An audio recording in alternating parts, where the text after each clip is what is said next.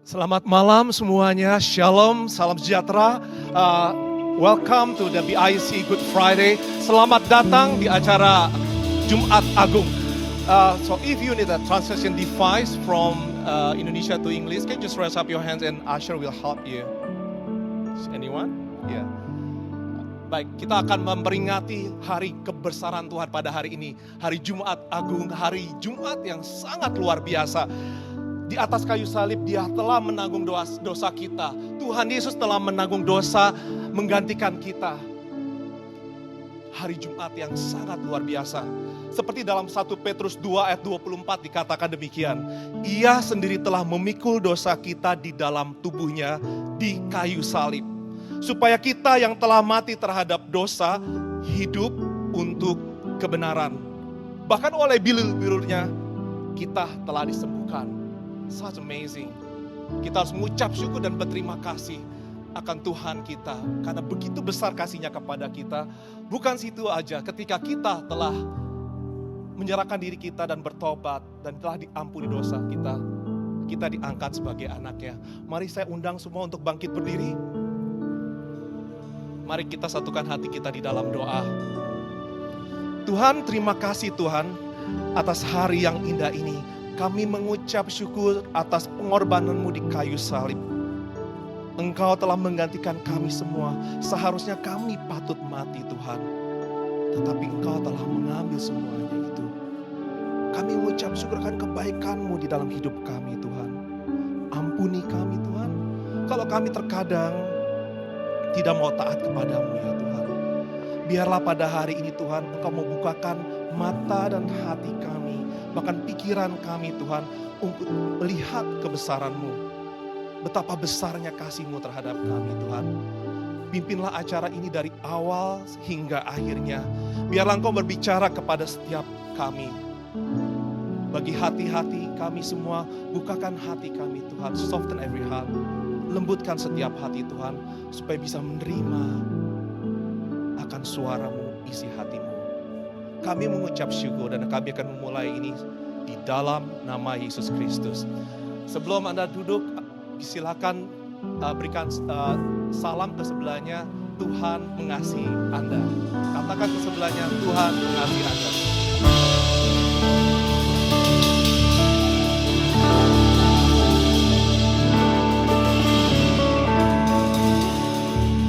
Oke, mari kita beri tepuk tangan yang meriah pada acara pembukaan ini. Dari Kids Church akan mempersembahkan satu persembahan untuk Good Friday. Persilakan duduk semua.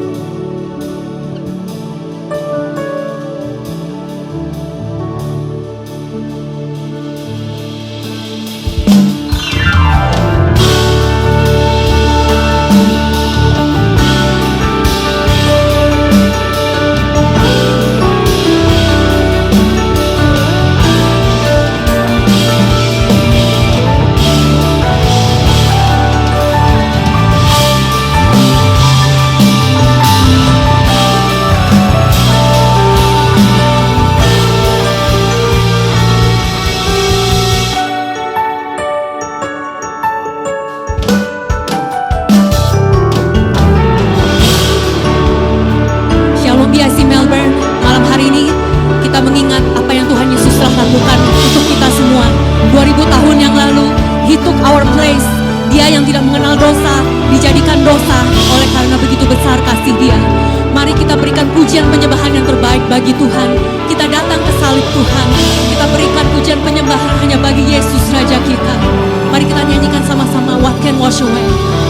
What can wash away my sin? Nothing but the blood of Jesus. What can make me whole again? Nothing but the blood of Jesus. What can wash away? What can wash away my sin? Nothing but the blood of Jesus. What can make me whole again? Nothing but the blood of Jesus. Oh, precious is the blood that makes me white as snow. No other fount I know. Nothing but the blood of Jesus. Kami berikan tepuk tangan kemuliaan hanya bagi darah Yesus yang berkuasa.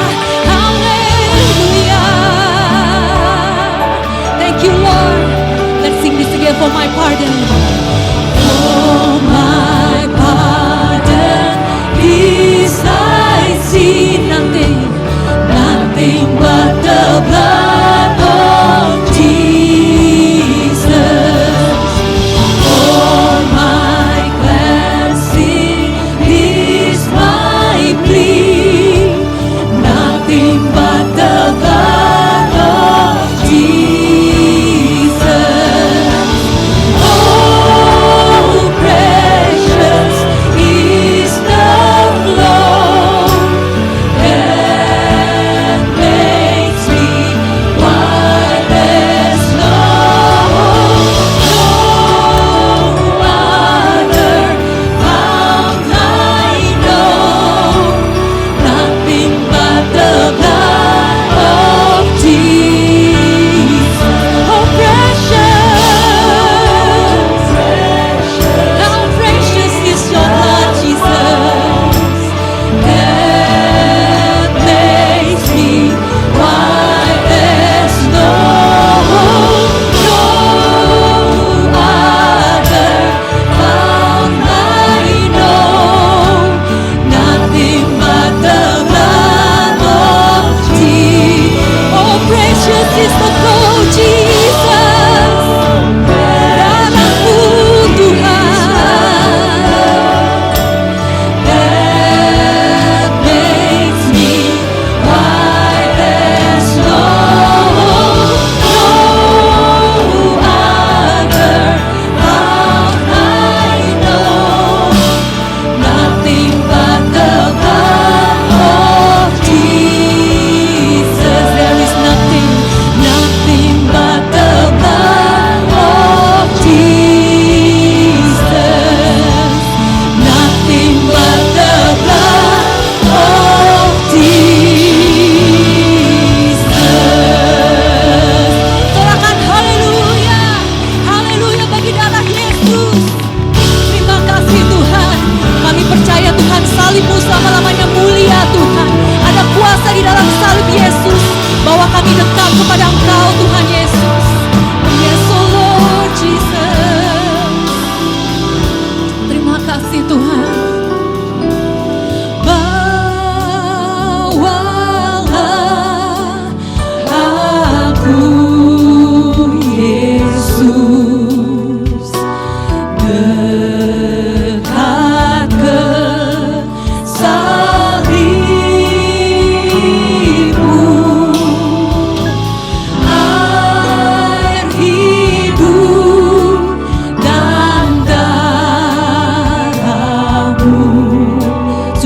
hati kami Tuhan.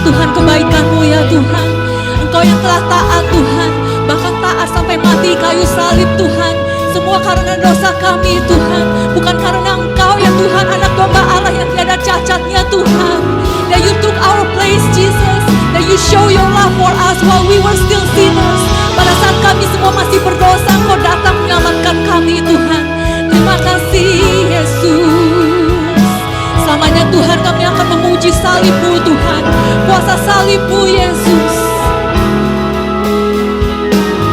Mari saya undang jemaat bangkit berdiri, angkat tanganmu salibnya. Salibnya,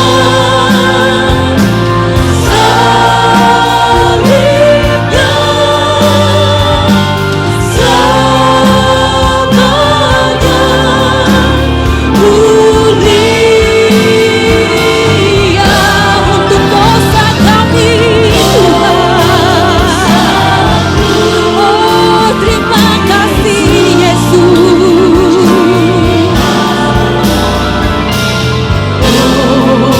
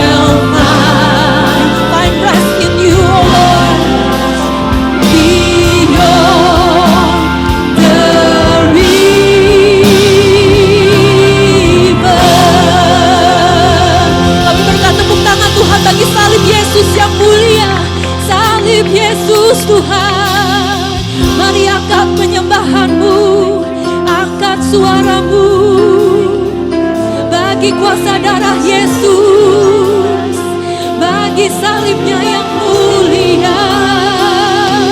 Kami angkat pujian kami angkat suara kami Tuhan, kami angkat hati kami menyembah Engkau Yesus. Terima kasih.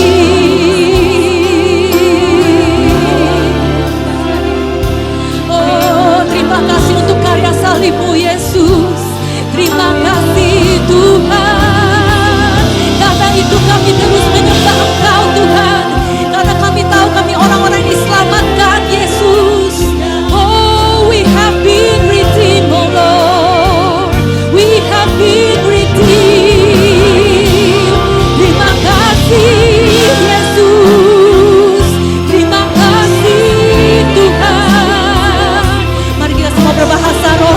Mari kita angkat pujian penyembahan kita. Kirabaya shana ramaya shana maya rabasi kirabaya se. Inamaya shana ramaya si arabaya si. Inamaya shana ramaya se. There is nothing like your blood, oh God. There is nothing powerful like your blood, Lord. Karena kuasa darah-Mu Yesus. Terima kasih Tuhan. Terima kasih Yesus. Inamaya syarabaya rabasi kirabaya rabasi. Kau mulia Tuhan. Kau agung Yesus. Kau ajaib Tuhan. Tiada yang seperti-Mu Tuhan. Anak domba Allah Yesus yang kami kagumi Tuhan. Mulia, mulia. Terima kasih Yesus. Inamaya shandarabaya sikirabaya si. Shikirabarabara sharabaya rabaya rabaya sikirararara. Kinamaraba shakarabaya rabaya rabaya sikirararara. Kami mau terus terkagum-kagum akan salib-Mu Tuhan. Thank you Lord Jesus. Thank you God. Karena darah-Mu Tuhan yang telah dicurahkan Tuhan di Bukit Golgota. Terima kasih Tuhan. Thank you Lord. Tercurah darah Tuhanku di Bukit Golgota, dan yang bertobat ditebus, terhapus dosanya, terhapus dosanya, terhapus dosanya, dan yang bertobat ditebus, terhapus dosanya. Terima kasih atas kasih setia-Mu Tuhan. Terima kasih atas keselamatan-Mu Yesus. Mari sama-sama kita nyanyikan penyamunya di sisi. Penyamunya di sisinya diberi anugerah.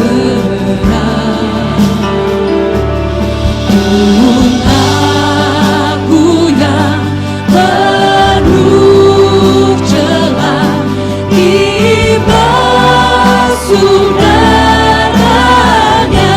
Mari nyanyikan dibasuh darahnya. Oh yes Lord. Darahnya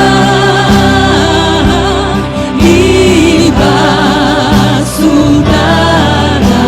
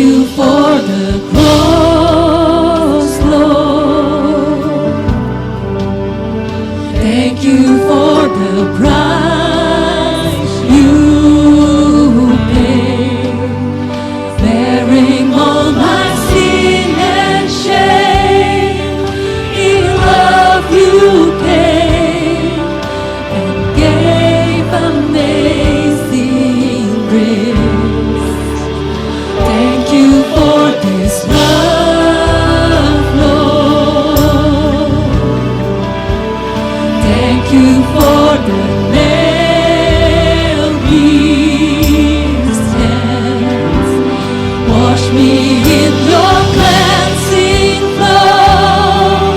Now all I know, your forgiveness and embrace. Worthy is the Lamb, seated on the throne.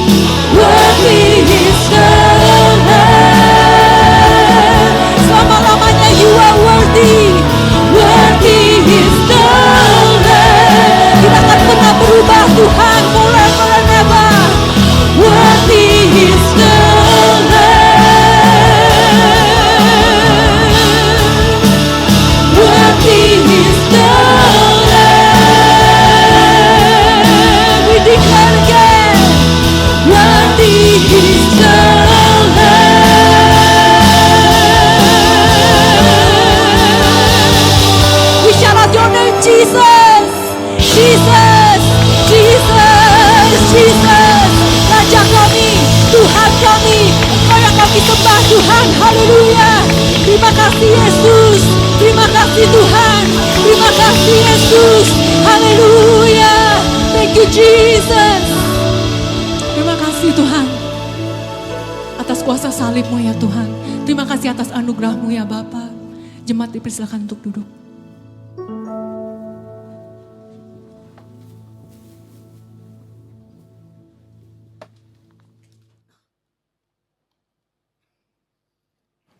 Oi, Suzume! Cepat!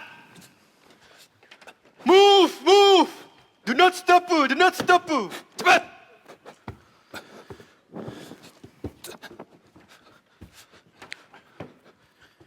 Cepat!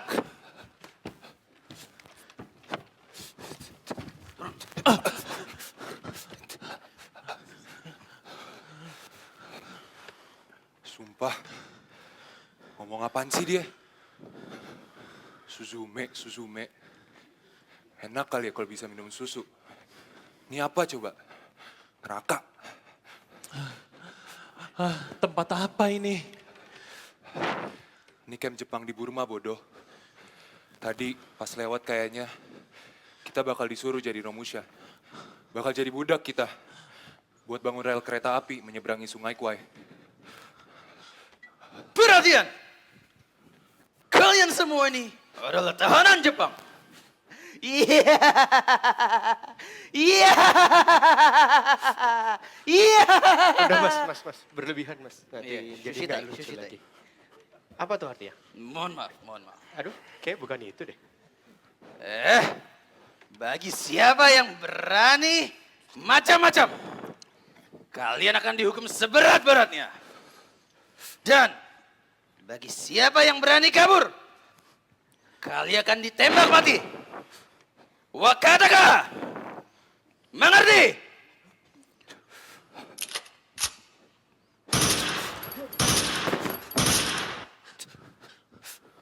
Jawab! Mengerti? Ayo berdiri. Lepaskan seragam.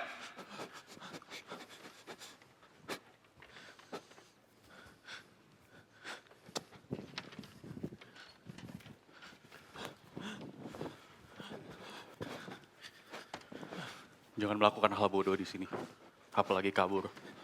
Namaku Ernest. Namaku Dustin. Kamu sudah berapa lama di sini? 2 tahun. Kita di sini tiap hari dipaksa kerja rodi. Bangun jalan, jembatan, dan rel kereta. Akankah kita dibebaskan? Gak tahu Dustin. Kami di sini hanya berusaha bertahan hidup. Dibebaskan. Kita akan mati di negeri asing ini. Kalau bisa, aku mati hari ini. Lebih baik semua siksaan ini berakhir. Guys, Jenderal Norman itu nggak akan tinggalin kita. Dia pasti bakal kirim pasukan bala bantuan ke Burma buat menjemput kita. Jemput. Iya. Bentar. Kan bau-bau orang baru. Masih semangat, optimis. Aduh Dustin, kamu tuh di sini bukan liburan. Ini kehidupan baru kamu.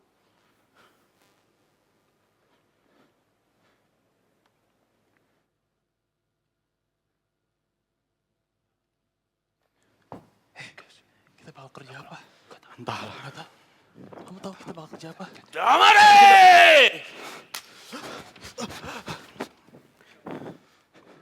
Semua tahanan baru. Perhatian.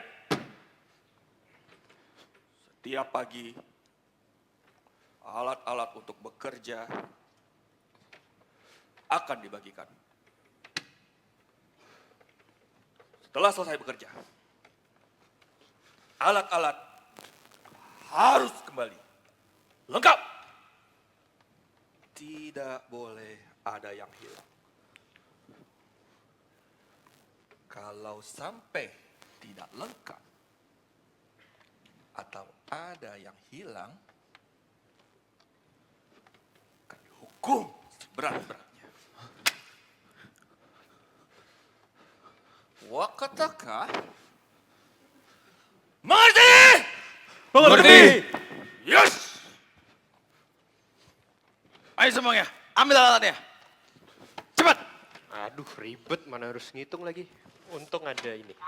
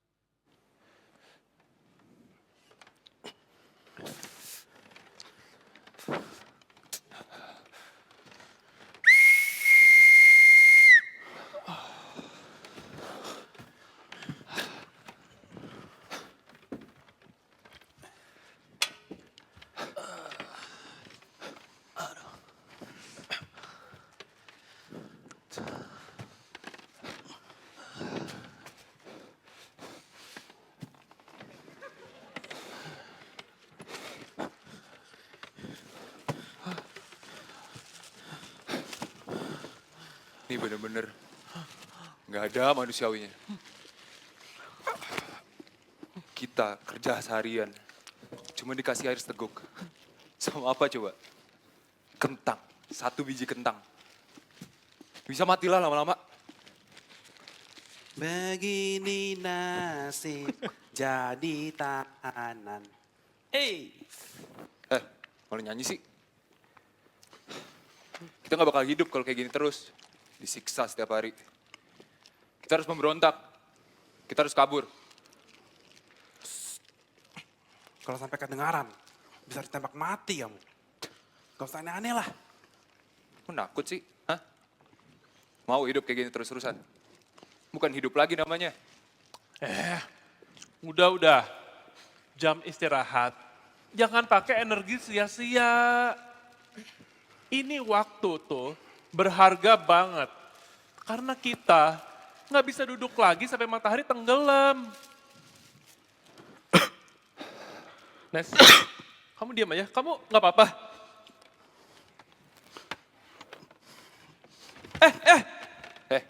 Kenapa kamu? Ini nih, untuk kamu, biar nambah energi.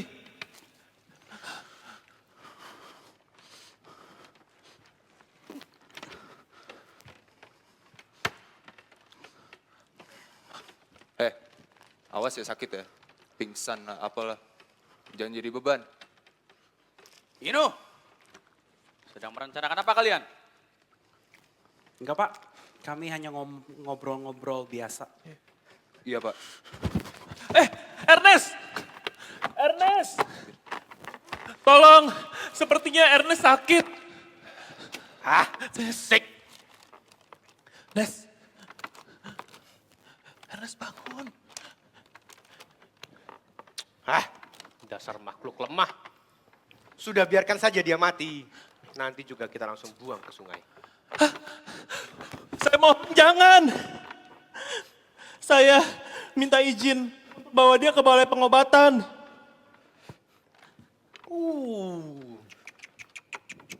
Mau sok-sokan jadi malaikat kamu, hah? Nggak ada. Kamu selesaikan pekerjaan cecunguk ini sebelum matahari terbenam.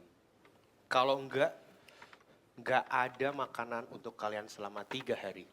Ngerti? Siapa? Nes. Tahan dulu ya, Nes. Aku harus selesai kerjaan dulu. Tahan dulu ya.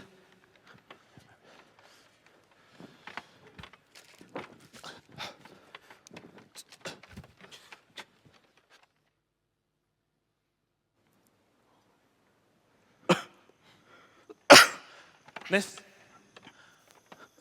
pelan-pelan aja. Ini nih, diminum dulu.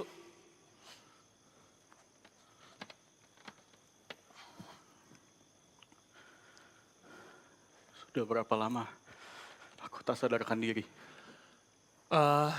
Hampir seharian sih. Sepertinya kamu terkena malaria deh. Soalnya kamu menggigil dan demam. Kamu harus banyak minum dan tetap makan. Kamu harus bertahan hidup, kawan. Seharusnya kamu biarkan aku mati. Apa hak kamu biarkan aku hidup? Nes, nggak tahu diri banget kamu. Si Dustin yang tadi bela-belain kamu di depan Kapten Saito. Dia sampai kerjain tumpukan-tumpukan batu bagian kamu. Dan mastiin kamu itu tetap hidup sampai sekarang. Percuma hidup cuma jadi kacung musuh.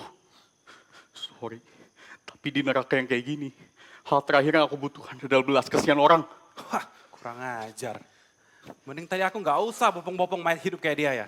Udah. Nggak apa-apa, Nus. Nggak apa-apa. Dia nggak tahu apa yang dia bilang tadi. Nes, aku nggak punya hal lain yang bisa aku bagiin ke kamu. Selain sebuah harapan yang emang langka di camp ini. Tapi percaya deh, nanti kalau kamu beneran bisa pulang ke New Jersey dan jadi guru seperti yang kamu pernah cerita kemarin-kemarin, kamu nggak akan nyesel kamu hidup sampai hari ini. Harapan. Udah lama aku nggak mendengar kata-kata itu. Aku akan membeli kapal dan berlayar ke semua lautan, mengumpulkan nakama dan mencari harta karun. Aku juga pengen lihat ikan paus dan berlayar sampai ke Antartika.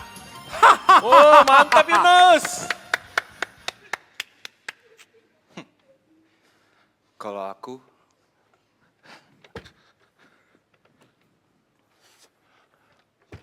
Wow, woo, Boris. Asik. aku bakal balik lagi main gitar. Aku bakal ajak semua veteran musik yang bisa main musik. Buat keliling Amerika, manggung sana-sini. Asik sih. Nanti semua fans-fans bakal datang lagi. Kalau kamu apa, Dustin? Aku ya, wah, sebelum wajib militer, sebetulnya aku tukang kayu.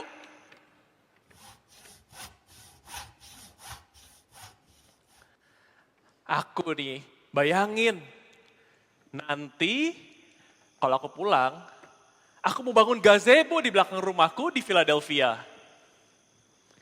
Terus, aku juga mau tanam pohon apel, supaya mamaku bisa bikinin apple pie tiap musim gugur. Wah, seru banget.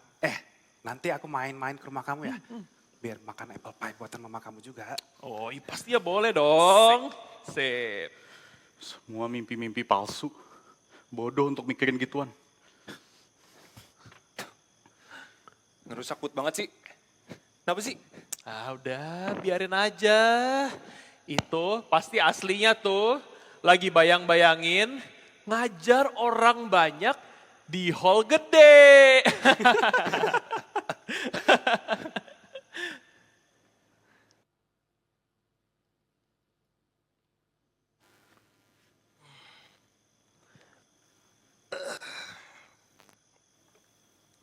Nes kamu belum tidur? Shh, jangan berisik-berisik, nanti yang lain bangun. Kamu sedang apa? Gak ngapa-ngapain, bukan urusan kamu.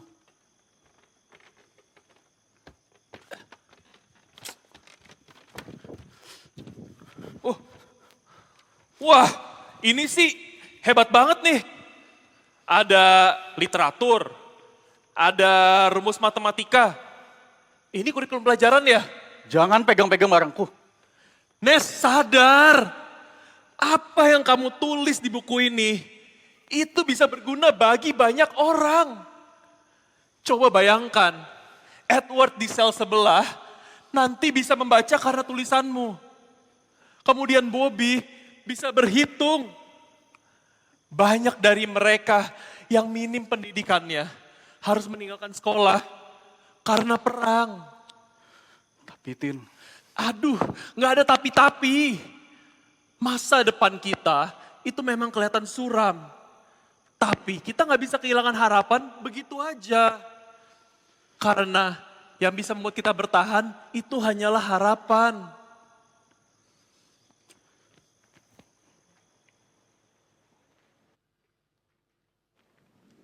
Ayo semua, kembalikan sekopnya. Cepat.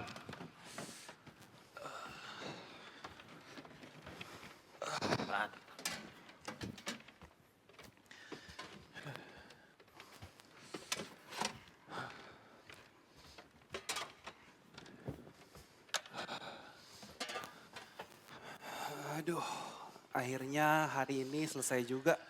Iya. Lelah.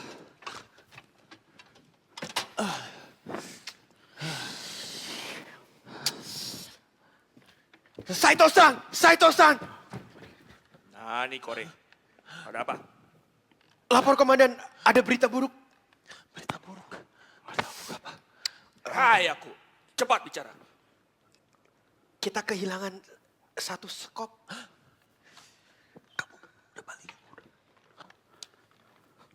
Nah nih. Satu skop kurang. Omaera!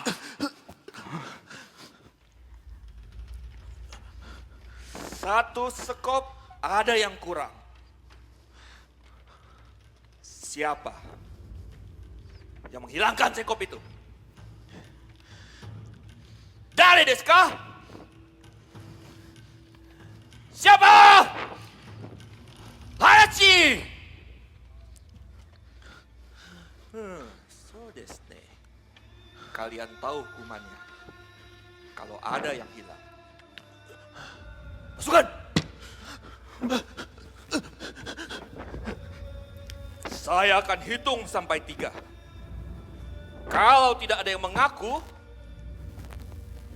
saya perintahkan pasukan untuk menembak kalian semua. Ichi!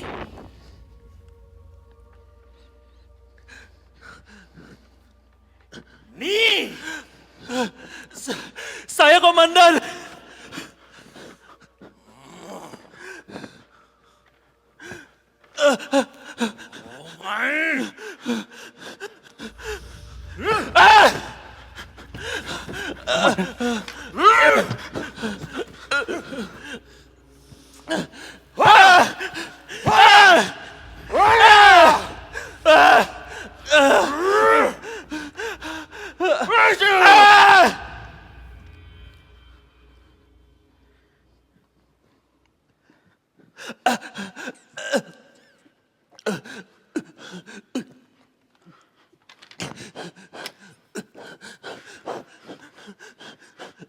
Biar jadi pelajaran kalian semua.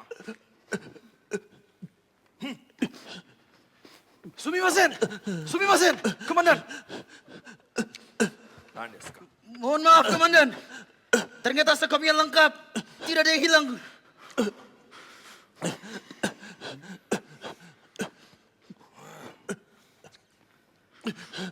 Keluar!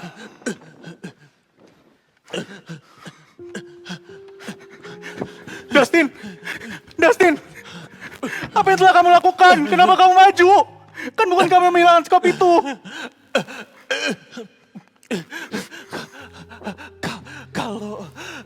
Kalau aku gak maju, kalian semua akan ditembak mati.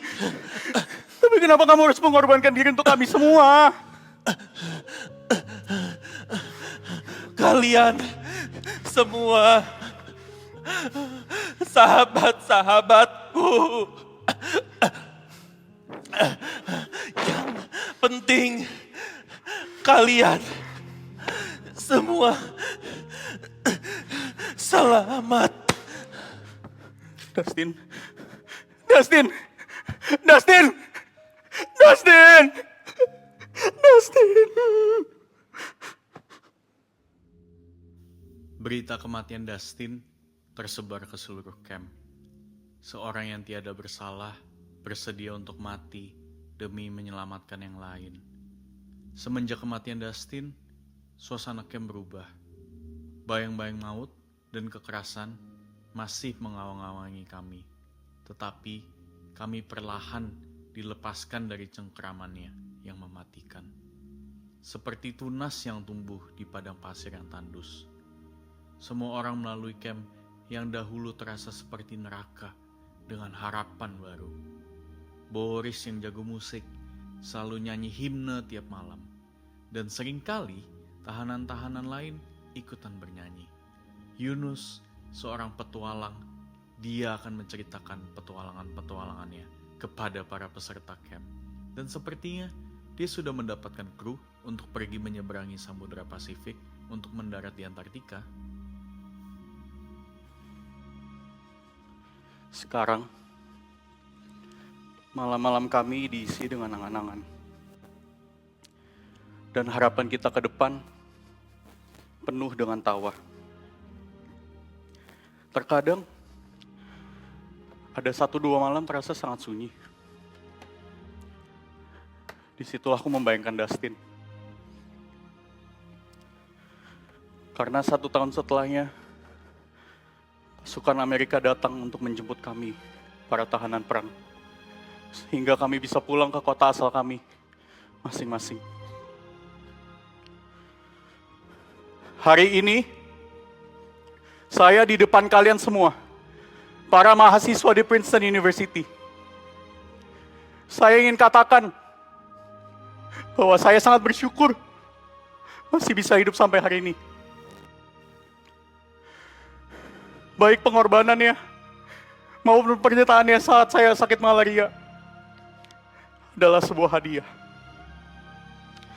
Karena seperti tertulis di Yohanes 15 ayat 13, tidak ada kasih yang lebih besar daripada kasih seorang yang memberikan nyawanya untuk sahabat-sahabatnya.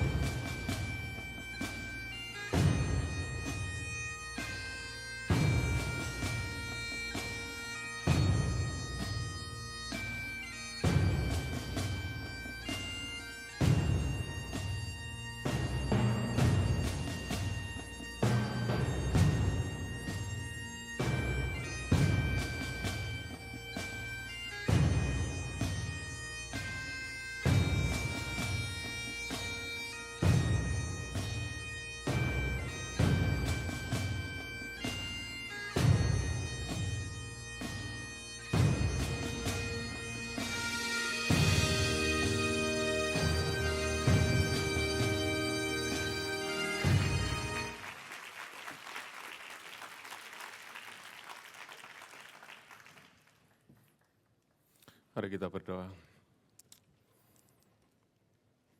Bapa di surga, biar kau lanjutkan pesan-Mu buat kami semua.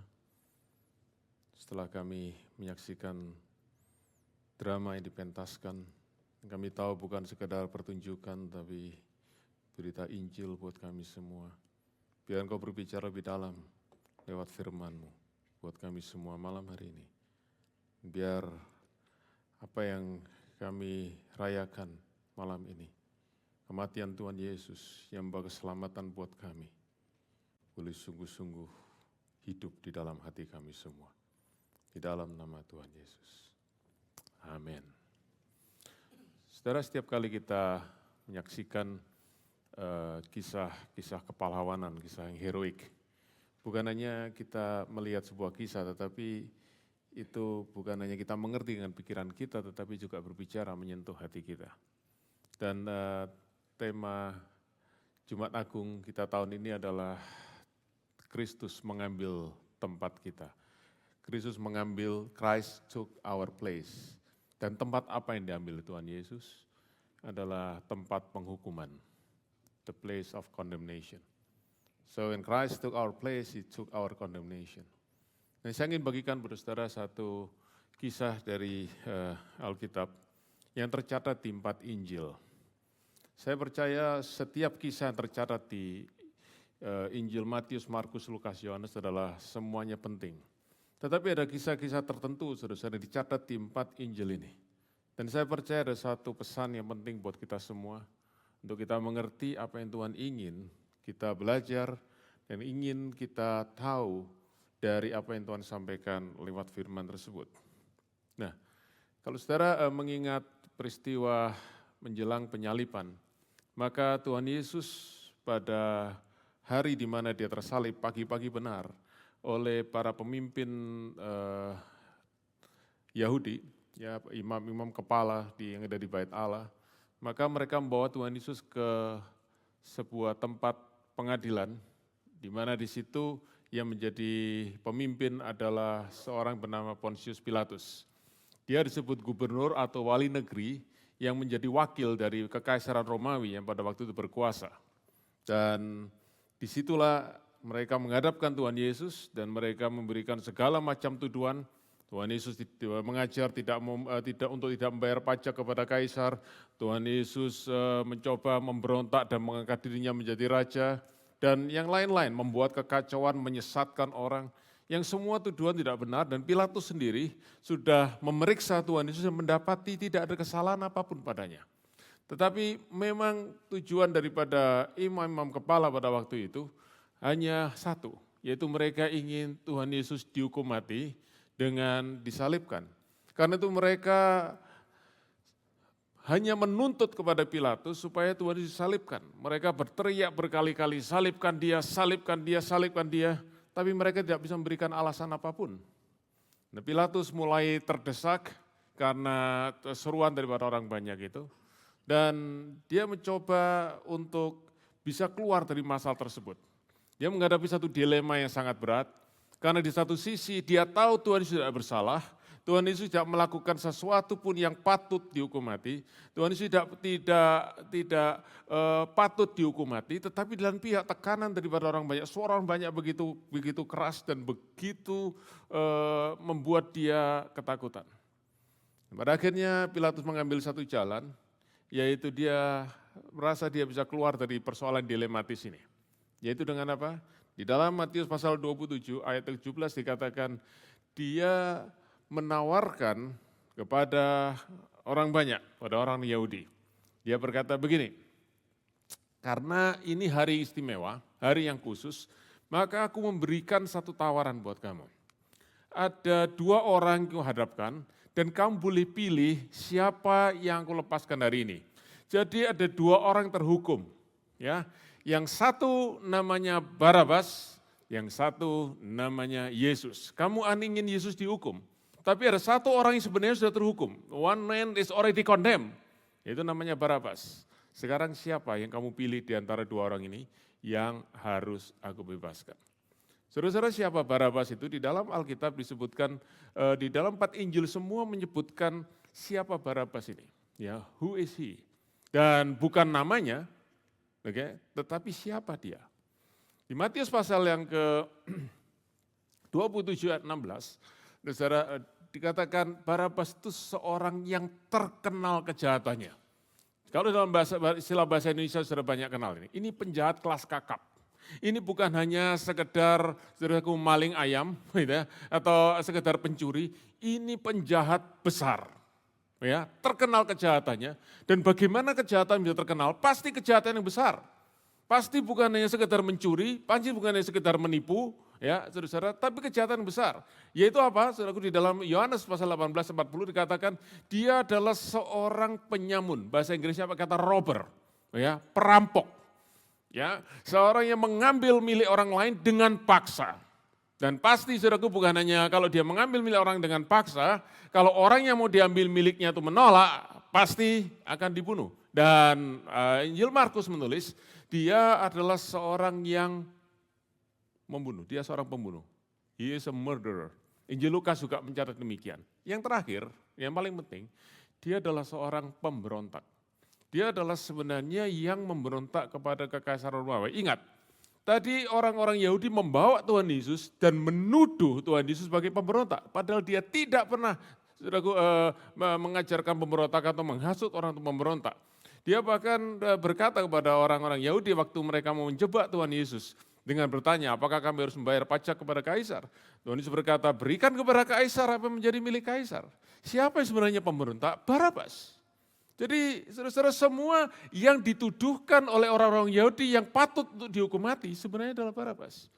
Dan Pilatus berkata, kalau aku berhadapkan dua orang ini, pasti 100% mereka akan pilih Barabas. Ya, Pilatus tahu mereka orang-orang banyak membenci Tuhan Yesus. Imam-imam kepala membenci Tuhan Yesus. Tapi kebencian mereka itu bukan karena Tuhan Yesus ini jahat. Tapi hanya karena mereka iri hati. Karena mereka takut, mereka khawatir melihat Tuhan Yesus begitu populer. Karena itu mereka ingin singkirkan orang ini. Karena iri hati mereka. Jadi tidak ada kejahatan. Sedangkan Barabas adalah seorang berbahaya. Kalau dia dilepas di masyarakat, akan ada korban, akan ada pembunuhan, akan ada perampokan. Dia akan menjadi hama di masyarakat. Tidak mungkin orang Yahudi akan memilih Barabas. Sejelek-jeleknya Tuhan Yesus, sebenci-bencinya mereka kepada Tuhan Yesus, Tuhan Yesus masih jauh lebih baik daripada Barabas. Dan saudara-saudara, Pilatus berkata, siapa kamu pilih sekarang? Dia berkata, sekarang dilema aku kembalikan sama kamu. Pilatus merasa menang, dia merasa bisa keluar, he can let the hook off. Dia begitu kaget, saya yakin dia begitu kaget butuh shock. Waktu orang banyak berteriak dengan satu suara, bebaskan Barabas, dan salibkan Yesus. Saudara, satu hal yang Pilatus sama sekali tidak menyangka. Ternyata orang banyak begitu membenci Tuhan Yesus. Ditambah lagi hasutan dari imam kepala. Mereka begitu membenci Tuhan Yesus sampai mereka lebih memilih Barabas yang dibebaskan daripada Tuhan Yesus yang tidak berdosa sama sekali. Dan apa yang terjadi? Pilatus tidak bisa berbuat banyak, dia harus berpegang kepada kata-katanya. Dan Markus pasal 15 berkata, Barabas dilepaskan dan Yesus disalibkan. Saudara, pada waktu Pilatus ingin menjatuhkan hukuman penyaliban atas Tuhan Yesus, dia masih bertanya berkali-kali kepada orang banyak. Apa kesalahan daripada orang ini? Tidak ada sesuatu pun yang dia lakukan yang membuat dia itu tidak ada kejahatan yang setimpal dengan hukuman mati. Bahasa Inggrisnya, he does not deserve crucifixion. Who deserve that? Who deserve that? Barabas. Barabas yang harus disalibkan. Barabas yang harus dihukum mati. Dan saudara-saudara, kalau saudara membaca tadi dalam Injil Lukas dikatakan, Barabas itu dalam penjara. Dan apa yang terjadi dalam penjara? Dia sedang menunggu hukuman mati. Sebab apa? Sebab bagi pemerintah Kekaisaran Romawi, kalau ada orang mencoba memberontak kepada kaisar, maka hukumannya cuma satu, tidak ada yang lain. Hukuman mati dengan cara penyaliban. Dan saudara-saudara, kenapa pemerintah Romawi memilih hukuman tersebut? Sebab hukuman penyaliban itu ada beberapa karakteristiknya. Nomor satu, itu hukuman yang di mana orang itu mati pelan-pelan dengan cara yang tersiksa. Saudara mungkin tidak kenal lagu karena lagu ini tidak ditulis zaman saudara setelah lahir ini lagu tulis jauh sebelum Sarah lahir. Killing me softly. Okay? But cross is not killing me softly. Killing me slowly and very, very painfully. Horrifyingly painfully. Sangat-sangat menyakitkan, sangat menyiksa dan berhari-hari waktu yang lama sekali saudaraku orang itu bisa tergantung di kayu salib. Dan yang kedua, penyaliban itu saudaraku adalah sesuatu yang dilakukan, dipertontonkan di depan umum sehingga semua orang melihat dan semua orang ya bisa berkata hati-hati, jangan sampai engkau jadi seperti orang ini, jangan sampai engkau alami seperti orang ini. Dan saudara-saudara, Barabas waktu ada di sel penjara itu, dia tahu his fate is sealed. Nasibnya sudah ditentukan. Dia tinggal menunggu saat penyaliban. Karena itu dia hari ke hari, saudaraku, tidak ada yang dia tunggu. Hari ke hari dia cuma berkata kapan ada prajurit Romawi datang dan membuka pintu selnya dan akan menyeret dia ke tempat penyaliban. Itu aja yang dia tunggu. He is simply on the death row. Orang yang sedang menunggu hukuman mati. Dan karena itu saya bisa bayangkan Barabas di penjara dan dia mendengar saudaraku tentara Romawi datang, dengar derap langkah kakinya, pintu penjara, pintu selnya dibuka dan dia tahu saat kematiannya sudah tiba, saat eksekusi sudah tiba. Dan waktu pintu penjara dibuka, rantainya dilepas, dia dibawa keluar dari sel, dia berkata sebentar lagi aku harus bawa kayu salib ke tempat eksekusi. Tapi betapa kagetnya saudaraku setelah dia keluar dari pintu penjara itu, prajurit Roma berkata, now you go. Dia mungkin bertanya, pergi kemana? Go! Where? It's up to you. What do you mean? You're free. Engkau bebas. Saudara tentu kalau kita hanya melihat seperti ini kita berkata, yes, so what? Tapi kalau kita bisa bayangkan kita melihat peristiwa itu, kita bisa melihat betapa bingungnya dan betapa terkejutnya Barabas. Sebab dia berkata, bagaimana aku kok tiba-tiba bebas? Bagaimana? How can I be free? What's the reason? Sementara Mbak berkata, just go. Yang dia pergi, saudaraku, dia tinggalkan selnya. Dan dari seorang yang dia tahu besok pagi dia sudah harus akan menghadapi eksekusi, tiba-tiba besoknya dia menjadi orang yang bebas. Dia pasti akan terus bertanya, mengapa pemerintah Romawi membebaskan aku? Dan jawabannya bukan ada dalam dirinya. Jawabannya bukan karena siapa aku, jawabannya bukan bagaimana aku, jawabannya bukan apa yang sudah aku lakukan. Tapi jawabannya adalah karena ada orang lain yang terhukum menggantikan dia, yaitu Tuhan Yesus. Saudara-saudara, kita tidak tahu apa yang terjadi setelah itu dengan Barabas. Karena Alkitab hanya mencatat pendek saja ayat ini. Dan yang kita tahu cuma satu. Dari ayat yang kita baca kita cuma tahu satu hal. Barabas dibebaskan. Dan Tuhan Yesus yang dihukum. Karena itu saudaraku di atas bukit Golgota, ya, maka dikatakan Tuhan Yesus tersalib dengan dua penjahat yang lain. Dua penyamun yang lain, ya, di dalam Injil Matius pasal yang ke-27 ayat 38. Nah, kata penyamun ini kalau saudara punya Alkitab bahasa Inggris, pakai kata robber.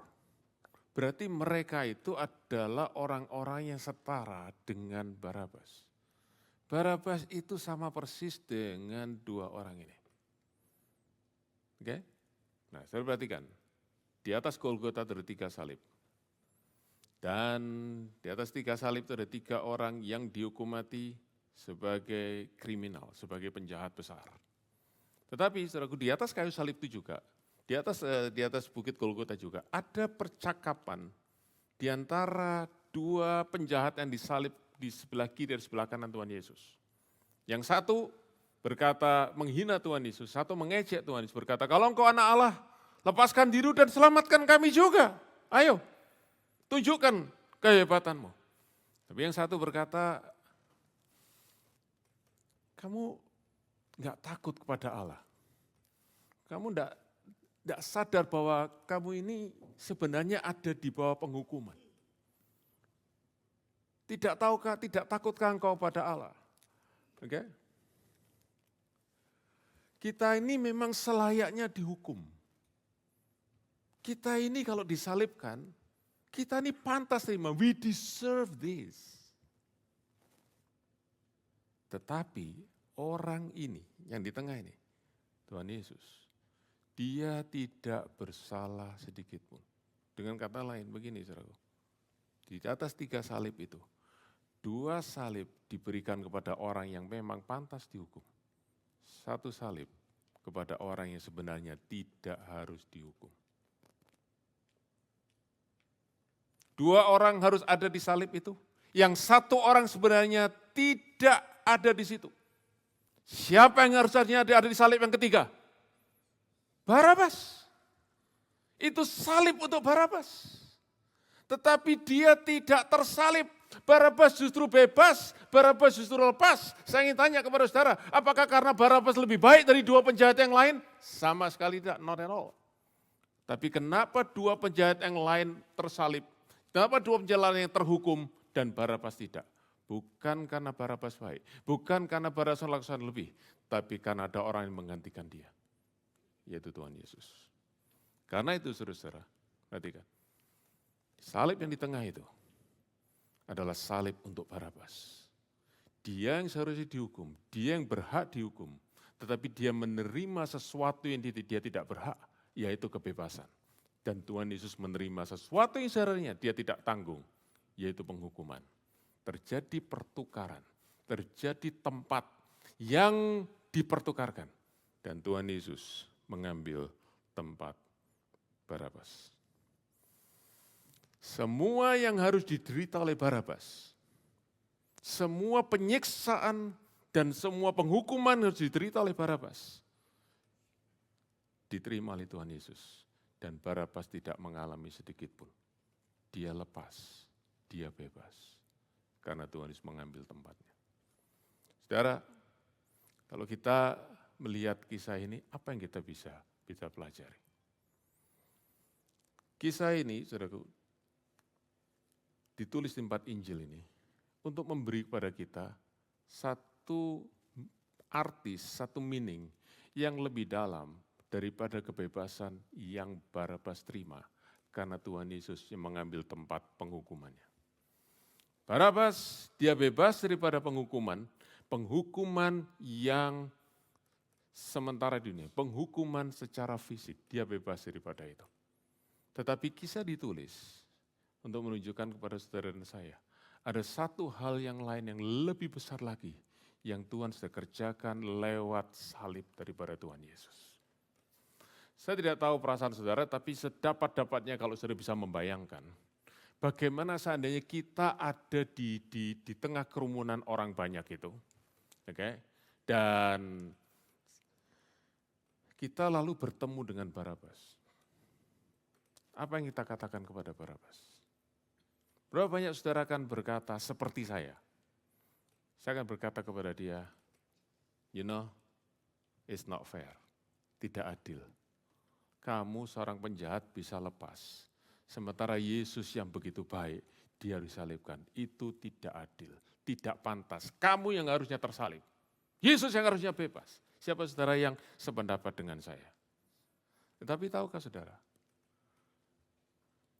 kalau kita sungguh-sungguh mengerti makna daripada kisah ini, kalau kita berkata itu tidak adil, maka kita harus lihat, diri kita bukan sebagai penonton di kisah itu, tapi sebagai pelaku di kisah itu. Dan siapa kita dalam peristiwa itu? Di dalam peristiwa penyaliban Tuhan Yesus, saudara dan saya, kita semua adalah Barabas. Kita harusnya dihukum. Kita yang harusnya, saudaraku, ada di bawah penghukuman, under condemnation. Karena Alkitab berkata dalam Roma 3:23, semua orang telah berbuat dosa dan kehilangan kemuliaan Allah. Kita semua berbuat dosa. Dan upah dosa adalah maut.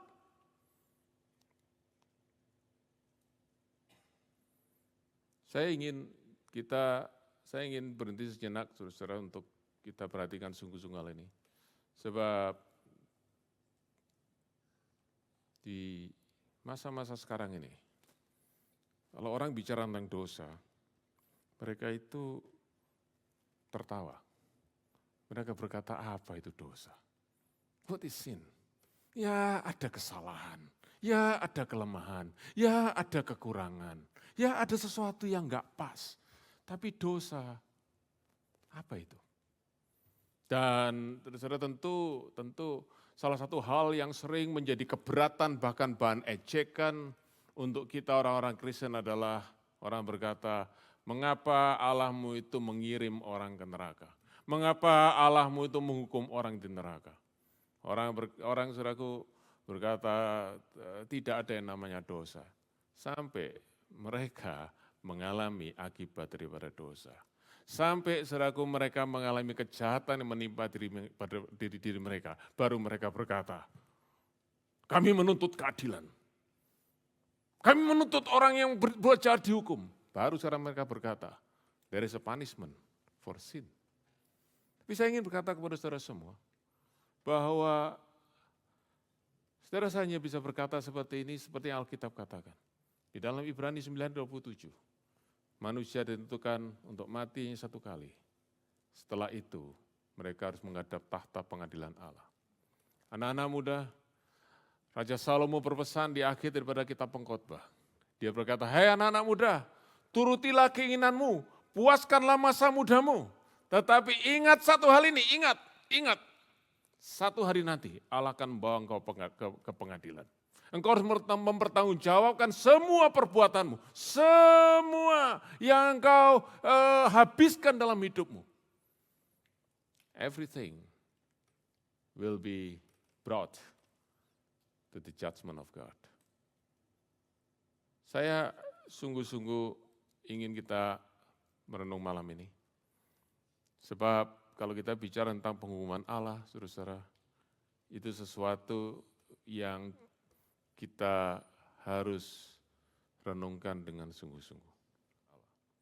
Karena berkata, enggak ada. Sampai satu kali mereka berhadapan, then they can do nothing.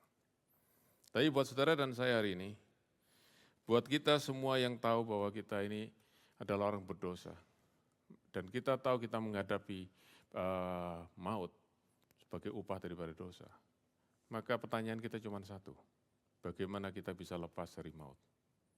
Dan kita lepas dari maut, saudaraku, kita tidak bisa lakukan dengan usaha kita sendiri. Sebab upah dosa ialah maut. Hanya satu yang kita bisa lakukan untuk kita bisa lepas dari maut, yaitu daripada dosa, yaitu kita mengalami maut. Dan karena itu, satu-satunya jalan untuk kita bisa lepas daripada penghukuman dosa adalah ini yang Paulus katakan, karunia Allah. Karunia Allah. Pemberian yang kita tidak bisa beli, pemberian yang kita tidak bisa usahakan, pemberian yang hanya datang dari kemurahan Allah di dalam Tuhan Yesus. Dan satu hal yang kita harus tahu, bahwa Allah memberikan karunia-Nya hanya di dalam Tuhan Yesus. Dan bagaimana Allah memberikan karunia di dalam Tuhan Yesus? Dengan Tuhan Yesus mati untuk dosa-dosa kita. Mati menebus dosa kita, mati menggantikan kita. Allah menyelamatkan kita dengan memberikan Yesus mengambil tempat di mana kita dihukum. Nah, kalau saudara menonton drama tadi, maka saudara bisa melihat bagaimana Dustin, dia rela untuk mati demi teman-temannya semua bisa selamat. Dia rela satu orang mati, supaya banyak temannya bisa selamat. Mengapa Dustin mau menyelamatkan teman-temannya? Karena teman-temannya, dia ingin teman-temannya bisa hidup. Teman-temannya bisa punya masa depan. karena dia mengasihi teman-temannya dan teman-temannya dengan banyak kelemahan dan kekurangannya, dengan ketidaksempurnaan mereka. Saya lihat, saudara setuju teman-teman Dustin adalah orang-orang baik. Saudara perhatikan, mengapa saya sampaikan ini? Ada satu poin yang penting. Sebab di dalam Alkitab, dalam kitab Roma, pasal 5 ayat 7 sampai 8. Oke, saya ambil dari terjemahan bahasa Indonesia yang berbeda dengan yang saudara punya biasanya ya. Tapi temanya bagus, karena dikatakan begini, sangat sulit bagi seseorang untuk mau mengorbankan diri menyelamatkan orang lain, sekalipun dia tahu orang itu tidak bersalah. Oke? Namun, bisa saja untuk orang mau mati demi siapa ya, seperti Dustin tadi. Nah, saudara-saudara, bagaimana sekarang kita membandingkan pengorbanan Tuhan Yesus dengan pengorbanan Dustin? Saudaraku, saya katakan sangat berbeda. A very, very different. Sama-sama sacrifice, sama-sama pengorbanan, tapi sangat berbeda. Mengapa? Begini, Dustin mau berkorban untuk teman-temannya yang dia kasih, yang dia tahu mereka adalah orang-orang yang baik. Dan dikatakan gini, untuk orang berkorban untuk orang yang baik saja sudah jarang sekali. Tadi kan? Apalagi untuk orang jahat. Apalagi untuk penyamun, apalagi untuk pemberontak, apalagi saudaraku untuk orang-orang yang suka menyebabkan kecelakaan buat orang lain, kejahatan buat orang lain. Siapa yang mau mati untuk orang itu? Absolutely impossible. Untuk orang yang baik saja tidak banyak yang mau berkorban, apalagi untuk orang jahat, tidak mungkin. Tapi ada satu yang berkorban untuk orang jahat. Siapa itu? Allah di dalam Tuhan Yesus. Karena itu saudaraku, kasih Allah yang Tuhan nyatakan di atas kayu salib lewat Tuhan Yesus jauh lebih besar daripada apa yang kita lihat yang Dustin lakukan untuk teman-temannya. Sebab Allah tidak mati. Allah di dalam Yesus Allah tidak memberikan nyawanya atau berkorban untuk orang yang baik, tapi untuk orang berdosa, yaitu saudara dan saya. Karena dikatakan Rasul Paulus berkata, demikianlah kasih Allah yang begitu besar. Dan untuk itu, surat Petrus pasal yang pertama, pasal 2:24 berkata gini, Tuhan Yesus sendiri memikul dosa kita di atas tubuhnya, di atas kayu salib. Dosa saudara dan saya ditanggungkan di atas kayu salib. Oke? Bahasa Inggris, saudaraku, tidak dikatakan at the cross, tapi on the tree. Nah, saya ingin sedikit membuka satu pengertian untuk kita semua mengerti, saudara-saudara, apa yang terjadi dalam penyaliban Tuhan Yesus. Untuk itu, saya ingin saudara lihat latar belakang mengapa Tuhan Yesus itu sampai harus mati. Kalau kita melihat di dalam permukaan secara manusia, Tuhan Yesus mati akibat dosa-dosa manusia. Dosa daripada Yudas Iskariot yang mengkhianati dia. Sudah tahu ya? Dosa daripada imam kepala yang iri kepada dia. Oke? Dosa daripada saudaraku orang banyak yang saudaraku tidak tahu, tidak mengenal dia, bahkan membenci Tuhan Yesus tanpa alasan. Dan yang keempat, dosa daripada kelemahan. Pilatus yang menjadi pengecut karena dia takut pada orang banyak, karena itu dia tidak berani untuk membela kebenaran. Jadi semua dosa manusia itu membawa Tuhan Yesus akhirnya tersalib.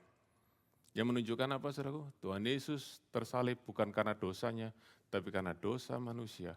Dan itulah yang menjadi rencana Allah untuk menunjukkan bahwa Jesus was crucified at the cross for our sins. Nah, tetapi waktu orang-orang Yahudi ini ingin Yesus mati, maka mereka itu mencoba mencari alasan bagaimana Tuhan Yesus pantas dihukum mati. Pada waktu Tuhan Yesus diadili di depan imam besar namanya Kayafas, maka dia dituduhkan macam-macam, saudaraku, semuanya tidak terbukti. Sampai akhirnya Kayafas bertanya kepada dia, apakah engkau anak Allah? Apakah engkau anak Allah? Dan waktu Tuhan Yesus jawab, aku adalah anak Allah. Dan engkau akan melihat aku datang dalam kemuliaan. Saudara-saudara, maka Kayafas berkata, semua tuduhan lain tidak perlu lagi. Satu tuduhan ini cukup membuat dia dihukum mati. Sebab dia sudah menghujat Allah, dia menyamakan diri dengan Allah. Dan saudara tahu, kalau orang Yahudi mau menghukum mati seorang, bagaimana caranya? Dirajam batu. Dirajam batu. Tetapi orang-orang Yahudi tidak mau menghukum Tuhan Yesus dengan dirajam batu. Tapi mereka membawa kepada Pilatus supaya Tuhan Yesus dihukum mati dengan cara Romawi, bukan dengan cara Yahudi seperti hukum Taurat. Mengapa? Karena mereka ingin bukan hanya Tuhan Yesus mati, tapi Tuhan Yesus mati dengan cara yang mereka bisa mengatakan, inilah orang yang dikutuk oleh Allah. Sebab waktu Tuhan Yesus mati dengan cara disalibkan, maka dia tergantung di atas pohon, di atas tiang, itu menggenapi apa yang tertulis dalam hukum Taurat di dalam kitab Imamat. Terkutuklah orang yang tergantung di atas pohon. Dan karena itu orang-orang Yahudi ingin Tuhan Yesus dikenal sebagai orang yang dikutuk oleh Allah. Dan benar saudaraku, Allah izinkan terjadi. Sebab apa? Dia ingin berkata, dia ingin memberitahu kepada kita bahwa dia memang menanggung kutuk daripada Allah. Waktu Tuhan Yesus tergantung di kayu salib, dia memang terkutuk. Tapi bukan karena dosanya, tapi karena dosa saudara dan saya. Kita yang harusnya terkutuk. Kita yang harusnya dimurkai oleh Allah. Tapi di atas kayu salib itu, Tuhan Yesus menggenapi hukum Taurat. Yang berkata kutuk Allah ada pada orang yang tergantung di atas kayu salib itu. Karena itu saudara-saudara, di atas kayu salib Tuhan Yesus mengambil tempat kita. The place of condemnation was taken by Jesus at the cross. Dan saudara dan saya, kita dibebaskan. Karena itu, di dalam itu sebenarnya Paulus berkata, di dalam Roma pasal 8 ayat pertama. Demikian tidak ada lagi penghukuman, tidak ada lagi condemnation buat mereka yang ada di dalam Yesus. Haleluya. Tapi bukan hanya Tuhan Yesus mengambil penghukuman kita, saudara. Bukan hanya yang jelek dosa kita dan hukumannya diambil. Rasul Paulus berkata dalam 2 Korintus pasal 5:21 bahwa Yesus tidak mengenal dosa dibuat menjadi dosa. Supaya apa? Supaya di dalam dia kita dibenarkan oleh Allah. Apa yang terjadi saudaraku di atas kayu salib? Yang terjadi di atas kayu salib adalah pertukaran yang sangat tidak berimbang. Pertukaran yang sangat tidak berimbang. Yaitu apa? Dosa saudara dan saya ditukar dengan kebenaran daripada Tuhan Yesus. Semua dosa kita diambil, ditanggungan, dan dia memberikan kepada kita kebenaran. Saudara, kebenaran itu apa? Kebenaran adalah bicara tentang status. Status kita sebagai orang berdosa diambil oleh Tuhan Yesus. Dan statusnya sebagai orang benar. Orang yang dikasihi oleh Allah, orang yang berkenan kepada Allah, diberikan kepada kita. Dan kalau saudara terima itu, maka saudara berdiri di hadapan Tuhan. Tidak lagi sebagai condemned sinner, tetapi sebagai the righteous person. Bukan karena kebaikan kita, bukan karena kebenaran kita, tetapi karena kebenaran Kristus yang diberikan kepada kita. Saudara-saudara, itulah berita Injil. Itulah, saudaraku, that is what the gospel is. Yaitu kita semua yang adalah orang berdosa, kita semua boleh diselamatkan. Karena Yesus mengambil tempat penghukuman kita. Dan dia memberikan tempat perkenanan Allah, the favor of God, diberikan kepada kita. Saudara mungkin tidak setuju dengan apa yang saya sampaikan ini, tapi tolong saudara dengarkan dan saudara pertimbangkan. Okay? Saya pakai bahasa Inggris ya. It is not a good people who go to heaven, but saved people. Bukan orang baik yang akan sampai ke surga, tetapi orang diselamatkan. Sebab tidak ada orang yang cukup baik yang pantas masuk surga. Tapi orang yang masuk surga, kita semua bisa berkata, saya ada di sini bukan karena saya baik, tapi karena saya diselamatkan, karena saya ditebus, karena saya dibenarkan. Dan yang benarkan adalah Tuhan Yesus, yang mengambil tempat penghukuman saya. Dan saudara-saudara, kenapa Tuhan Yesus lakukan ini semua? Bukan karena siapa kita, bukan karena bagaimana kita, dan bukan karena apa yang kita lakukan, tapi karena Dia mengasihi kita. Saudara, saya ingin tutup dengan ini. Saudara ada di sini malam ini, saya tidak tahu keadaan saudara. Tapi kalau ada saudara yang merasa saudara seperti Barnabas, saudara hidup dalam condemnation, saudara tahu saudara orang berdosa, saudara ingin lepas daripada dosa, tapi saudara terus terikat dengan dosa itu. Dan saudara terus merasa guilt, tadi pujian kita naikkan. Guilt stains, itu adalah mati saudara. Dan saudara berusaha lakukan banyak hal untuk saudara bisa melepaskan daripada itu. Saudara dengar baik-baik. Seperti Barnabas, tidak ada yang dia bisa lakukan untuk bisa melepaskan dirinya daripada penghukuman. Hanya satu, waktu ada orang lain mengambil tempat penghukumannya. Karena itu buat saudara dan saya, hanya ada satu tempat di mana kita bisa bebas daripada hukuman. Kalau kita pergi ke salib Kristus. Karena disitulah kita tahu kita tidak lagi dihukum. Sebab di atas salib itu sudah terhukum seorang tidak bersalah, seorang yang suci, seorang yang benar. Tetapi dia mengambil penghukuman dari saudara dan saya. Datang ke salib Kristus. Dan biar kita boleh tahu, disitulah kita mendapatkan kebebasan. Disitulah kita mendapatkan keselamatan. Disitulah kita mendapatkan kelepasan. Dan kita tidak perlu hidup lagi di bawah condemnation. Kita tidak perlu hidup lagi di bawah tuduhan dan penghukuman. Sebab Kristus sudah menanggung hukuman kita. Haleluya.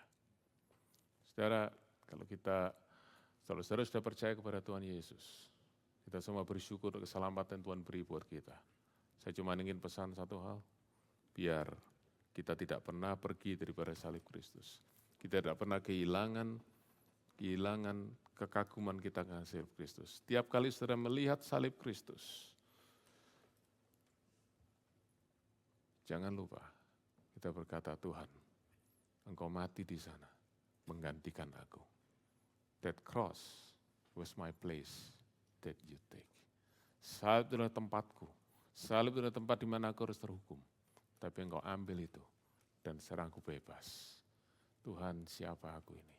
Sehingga Engkau mau mengambil penghukumanku. Engkau mau menebus aku. Seorang penulis lagu dipakai, Tuhan menulis ratusan lagu pujian yang sampai hari ini saudaraku masih banyak dinyanyikan. Orang itu namanya Charles Wesley. Dia adalah adik daripada John Wesley, penginjil dari Inggris yang sangat terkenal. Dan satu kali Charles Wesley, dia ada merenungkan kasih Tuhan. Dan dia muncul nyanyian dalam hatinya. Begini, kalimat pertamanya. Bagaimana bisa terjadi sehingga aku boleh mendapatkan berkat dari darah juru selamatku. Charles Wesley berkata, siapa aku ini sehingga aku boleh mendapatkan berkat dari darah Kristus. Died he for me who caused his pain. Dia mau mati buat aku dan mau menanggung semua penderitaan karena dosaku. For me who him to death pursue. Siapakah aku ini? Sehingga Yesus mau menuju pada jalan kematian untuk aku. Siapa aku ini? Ingat saudaraku, Paulus berkata, untuk orang yang baik saja, tidak banyak orang yang mau mati gantikan. Dan Charles Wesley tahu, dia adalah orang berdosa. Di hadapan Allah, dia sungguh orang berdosa. Dengan dia berkata, Tuhan, mengapa kau mau mati buat aku? Lalu dia menutup dengan satu kalimat ini, amazing love, how can it be that you my king should die for me? Aslinya adalah Amazing love. Kasih yang begitu mengagumkan. Bagaimana mungkin, how can it be? How can it be? Saudara, kalau saudara malam ini sudah buka hatimu dan izinkan Roh Kudus konflik hati saudara. Menunjukkan bahwa kita, di hadapan manusia kita mungkin baik. Di hadapan manusia mungkin kita kelihatan bahkan punya derajat moral yang tinggi. Tapi tahukah saudara bahwa yang penting bukan siapa kita depan manusia, tapi siapa kita di hadapan Tuhan. Dan karena Tuhan Yesus sudah mengambil dosa kita, Tuhan sudah mengangkut dosa kita, Tuhan sudah menanggung dosa kita.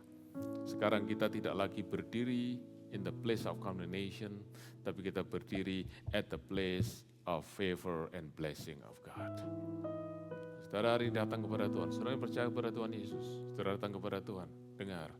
Pandang salib Kristus dan berkata, Lord, thank you for your cross. Now, as you stood at my condemned place, now I stand in the blessed place that you give to me. God bless you, because Christ has died for us. Karena Charles Wesley berkata, siapa aku ini Tuhan? Sehingga engkau mati, mau mati buat aku. Siapa aku ini? Saudara, saya katakan beberapa kali bahwa Barabas itu bebas. Barabas itu bebas. Bukan karena siapa dia, bukan karena bagaimana kondisinya, bukan karena apa yang dia lakukan. Dia tidak melakukan apapun supaya dia bisa bebas. Bahkan dia tidak bisa melakukan apapun sehingga dia bebas. Dan yang paling penting adalah satu hal, dia tidak layak dibebaskan. Dia tidak layak ditebus. Kalau saudara saya tahu ini, kita semua tidak ada yang layak ditebus. Allah menebus kita, bukan karena kita ini baik, bukan karena kita ini istimewa, tapi karena kasih-Nya yang istimewa, kasih-Nya yang besar buat kita semua. Sekali lagi malam hari ini, kalau saudara ada yang belum mengenal Tuhan Yesus, belum pernah terima Tuhan Yesus secara pribadi, malam ini jangan lewatkan. Dan malam ini, saudara terima kasih-Nya. Malam ini, saudara tahu salib Kristus yang memberi kebebasan kepada kita, memberi keselamatan kepada kita, mengampuni dosa kita, dan membawa kita mendapatkan hidup yang kekal. Sebab upah dosa ialah maut, tetapi karunia Allah ialah hidup yang kekal di dalam Tuhan Yesus. Itu sebabnya kalau ada orang yang pada akhirnya harus pergi ke neraka, tidak ada satupun yang bisa protes. Sebab itu adalah upah. Itulah sesuatu yang mereka berhak, bahkan mereka harus terima. They deserve it. Hell is deserved. Heaven is not. Hell is deserved. Heaven is given. Is grace. Dan berbahagialah saudara semua yang menerima kasih karunia Allah yang tersedia di atas salib Kristus. Haleluya. I'm forgiven because you are forsaken. I'm accepted. You are condemned. I'm alive and well. Your spirit is within me. Because you died and rose again. I'm forgiven. I'm forgiven.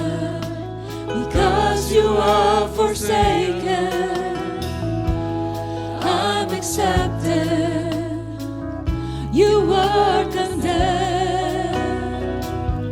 I'm alive and well. Your spirit is within me. Because you died and rose again. Amazing love. Amazing love. How can it be that you, my King, will die for me? Amazing love. I know it's true. It's my joy to honor you. Amazing love.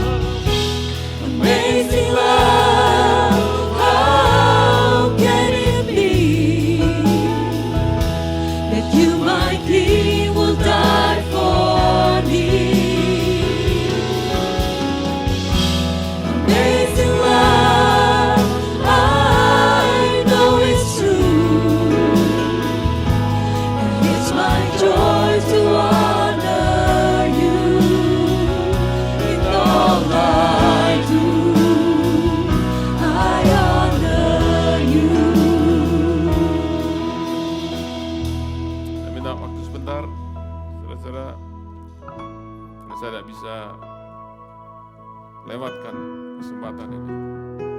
Injil boleh diberitakan. Setiap kali Injil diberitakan ada undangan. Orang boleh datang dan menerima keselamatan. Saya minta dengan hormat, saudara boleh tundukkan kepala, pejamkan mata saudara. Saya tidak akan tahan lama, tapi saya ingin malam ini memberikan undangan untuk saudara yang mau menerima korban daripada Tuhan Yesus di atas kayu salib. Saya mau datang ke salib Kristus berkata, Tuhan Yesus, aku orang berdosa, dan aku datang ke salibmu sebab di salibmu Engkau mengambil tempat penghukumanku, tempat kutuk, tempat murka Allah. Engkau ambil, dan aku boleh dilepaskan. Tuhan, aku mau cari keselamatan, bukan di dalam diriku sendiri, bukan di dalam perbuatanku, tetapi dalam perbuatan. Aku cari keselamatan bukan di tempat lain, tapi di tempat di mana seharusnya aku dihukum, tapi justru aku dilepaskan, yaitu di salibku. Kalau saudara mau seperti ini, saudara mau terima Tuhan Yesus, saudara mau terima korban Tuhan Yesus, undangan tersedia buat saudara semua. Dan hari ini, hari keselamatan buat saudara semua yang belum menerima. Terima malam hari ini. Jangan tunggu, sebab hari ini adalah hari keselamatan. Kalau saudara mau, angkat tanganmu di tempat saudara, saya akan berdoa di tempat ini. Mari saudara berkata, Tuhan Yesus, selamatkan aku. Lord Jesus, save me. Haleluya. Angkat tangan saudara tinggi. Haleluya. Saudara yang belum terima keselamatan, hanya saudara yang belum terima keselamatan, angkat tanganmu dan datang kepada Tuhan Yesus berkata, Lord Jesus, I come to you. Datang ke salib Kristus. Haleluya. Sekali lagi, kami ingin layani saudara. Saya tidak minta saudara lakukan yang lain. Saya minta saudara angkat tangan, supaya saudara-saudara yang ada di tempat ini boleh melayani saudara. Haleluya. Terima kasih Tuhan. Haleluya. Saudara semua yang lain, ini saat yang indah. Tuhan Yesus satu kali dia menceritakan perumpamaan. Dia berkata, siapa di antara kamu kalau punya 100 domba, tapi satu yang hilang, dia tidak tinggalkan yang 99 untuk cari satu yang hilang. Dan setelah dia dapatkan, dia taruh domba yang hilang itu di pundaknya. Dan dia bawa pulang, lalu dia berkata kepada teman-temannya, mari berpesta, sebab apa yang hilang sudah kembali. Lalu Tuhan berkata, demikian halnya dengan kerajaan surga, yang ada sukacita besar karena satu orang yang bertobat, satu orang yang diselamatkan. Dan malam hari ini, terus saudara, ada beberapa orang yang datang mengangkat tangan mereka, dan mereka mau datang ke salib Tuhan Yesus.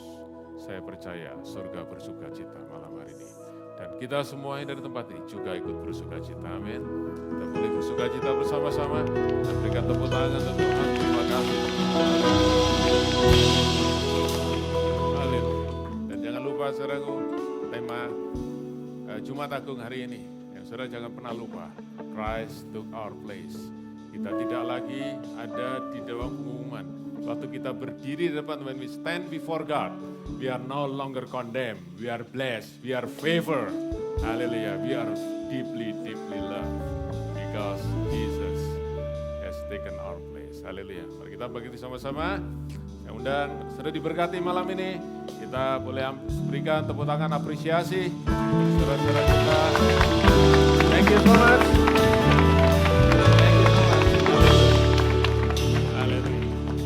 Jangan lupa saudaraku, hari Minggu datang kembali sama-sama untuk rayakan kebangkitan Tuhan, kemenangan Tuhan Yesus, dan mengalahkan maut, berarti upah dosa, hukuman dosa sudah dikalahkan. Kita mendapat hidup yang kekal di dalam Tuhan. Haleluya, haleluya. Terima kasih buat salib Tuhan Yesus. Terima kasih untuk pengorbanan Tuhan Yesus. Dan kita mau terus tinggal dekat dengan salib itu. Sebab disitulah keselamatan yang kita terima dalam Tuhan. Haleluya, haleluya. Boleh saya ingin ajak kita akhiri ibadah kita dengan Menyembah Tuhan sama-sama, kita angkat tangan kita, nyanyikan pujian ini. Karena salibmu karena salibmu ku menang. Engkau yang berkuasa sanggup melakukan mujizatmu. Karena salibmu ku hidup. Karena salibmu ku menang. Engkau yang berkuasa sanggup melakukan mujizatmu di hidupku. Bagimu Tuhan, bagimu Tuhan, segala pujian, hormat kemuliaan, tiada ternilai salibmu Tuhan. Sungguh berharga Engkau, bagimu Tuhan, segala pujian, hormat kemuliaan,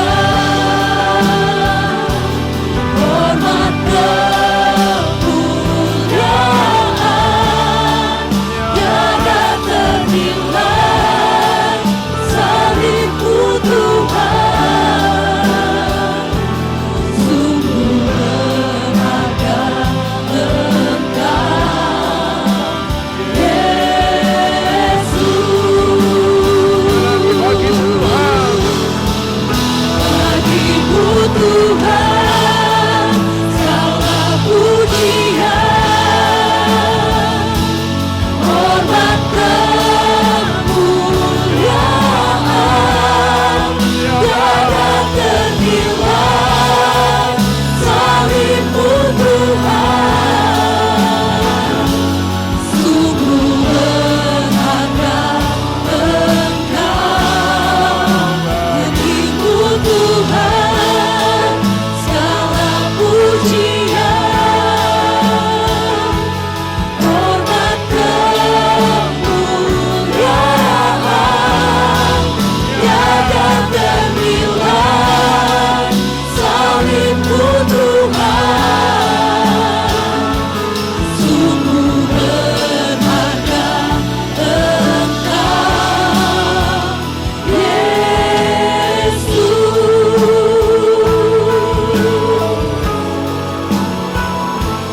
Sungguh berharga Engkau, Yesus.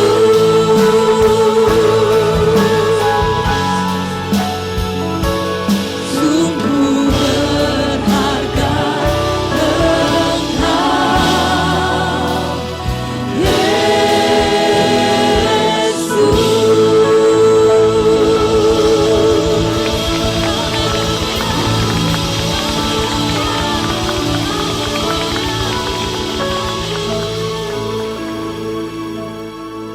Saudara boleh buka tangan, saudara terima berkat Tuhan. Setiap saudara yang percaya, believers, redeem, orang-orang tebusan daripada Tuhan Yesus.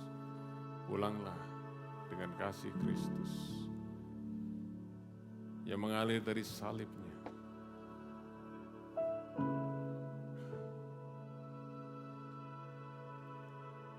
Boleh memenuhi hati kita semua. Pulanglah dengan sukacita, keselamatan yang daripada Tuhan. Pulanglah dengan hati yang dimerdekakan. Pulanglah dengan hati yang diperbarui. Pulanglah dengan hati yang mengenal kasih Tuhan lebih dalam lagi. Dan pulanglah dengan pribadi Tuhan Yesus, makin besar, makin mulia di dalam hidup saudara. Dan pulanglah di dalam kasih karunia daripada Tuhan Yesus. berkat daripada Allah Bapa dan persekutuan Roh Kudus yang terus melimpah dari hari ke hari sampai kita bertemu dengan juru selamat kita, Tuhan Yesus, di dalam kemuliaan dan kekekalan. Berkatilah saudara semua di Minggu Paskah ini dengan kasih Tuhan yang kuat di dalam hati kita semua. Setiap kita yang bersuka cita di dalam kemurahan Tuhan, malam hari ini sama-sama katakan, amin, amin.